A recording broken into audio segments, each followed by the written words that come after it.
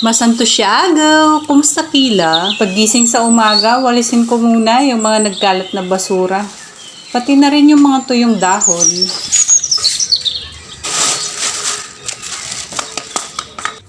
Magluluto na naman ako ng isang masustansyang gulay. May isang pirasong malaking ampalaya ko dito. Dadamihan natin ng kamatis at itlog para bonggang-bongga ang lasa. Kumuha ako ng 5 pirasong kamatis. Sa itlog naman, hindi lang isang piraso ang ilalagay natin, kundi 3 itlog. Isang piraso man tong ampalaya natin, pag naluto naman, bonggang-bongga, sarap nito. Sa recipe ito, dito nyo matututunan kung paano hindi itapon ang katas ng ampalaya. Wala nang ka-effort, hindi mo na kailangan magpiga o lamasin siya sa asin. Dahil magigisa ako, okay na tong 5 butil ng bawang at 1 pirasong sibuyas. Kapag biniga ang ampalaya, sayang naman yung katas. Yung pinakakatas kasi ng ampalaya, andun yung sustansya. Karamihan sa atin, napakadalas iluto ito tuwing almusal. Putol-putulin ko muna ito sa 4 na piraso. Napansin nyo ba, pag nag-imbak ng ampalaya sa ref, yung inabot na ng ilang araw, at kapag igugulay mo na, pagkahiwa mo, hinog na. Pagkatanggal ng buto, kikiskisin mo maigi hanggang matanggal yung kulay puti. Ayan, nakayod na lahat ng kulay puti. Hugasan muna natin to bago hiwain. Kaya maganda, pagkabili ng ampalaya, gulayin na kaagad. Huwag na magpalipas ng ilang araw para hindi mahinog. Ang paghihiwa dito, kailangan manipis lang. Ganito lang kanipis. Ayan, nahiwa na lahat. Bababadan naman natin siya sa tubig. Mamaya balikan natin to. Napakaganda talaga sa kamatis ang pulang-pula. Hiwa-hiwain lang siya. Kahit anong hugis, basta maliliit, pwede na. Kada umaga, nagbe-blender ako. Sinasamahan ko siya ng mga hinog na kamatis. Napakasarap. Itabi muna natin to para kumpletuhin ng sangkap. Magbabati na ako ng 3 itlog. Pag magdadagdag kayo ng ampalaya, gagawin yung 2. Syempre mag-a-adjust kayo ng dami ng itlog at kamatis, dodoblehin nyo lang. Bilang pampalasa, isasabay ko na sa itlog ang kalahating kutsarita ng asin. Mamaya, hindi na tayo maglalagay ng kahit anong pang pampaalat. Yung asin lang talaga na nilagay dito. Okay na, magluto na tayo. Ilabas na yung mahiwagang kawali. Ilagay ko na yung 2 kutsarang mantika.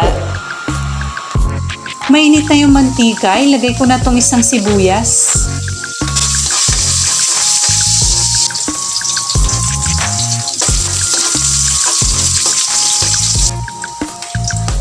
Isunod ng igisa ang bawang.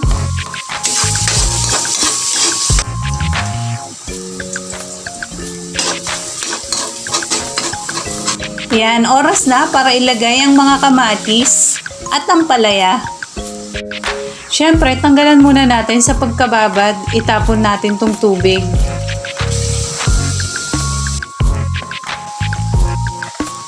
Ilalagay ko lang to sa ibabaw yung ampalaya ha.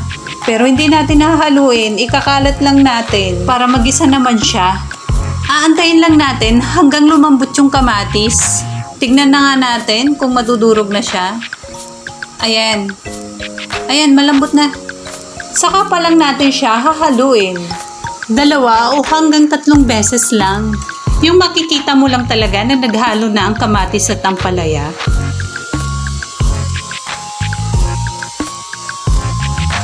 Kung mapapansin nyo, patuyo na siya. Haluin ulit para hindi naman masunog. 2 hanggang 3 beses ulit. Tapos ikakalat lang.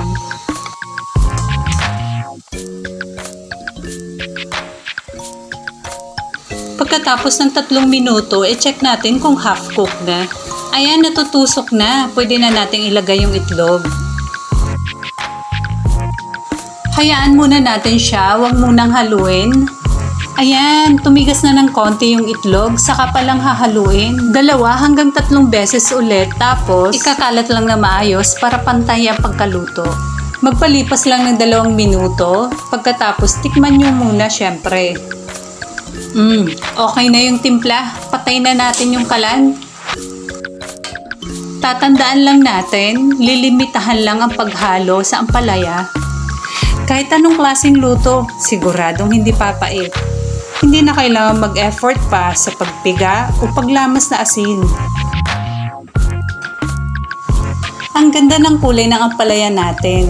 Mamula-mula at manilaw-nilaw, gawa ng kamatis at itlog. Sa kulay pa lang, sarap-sarap na.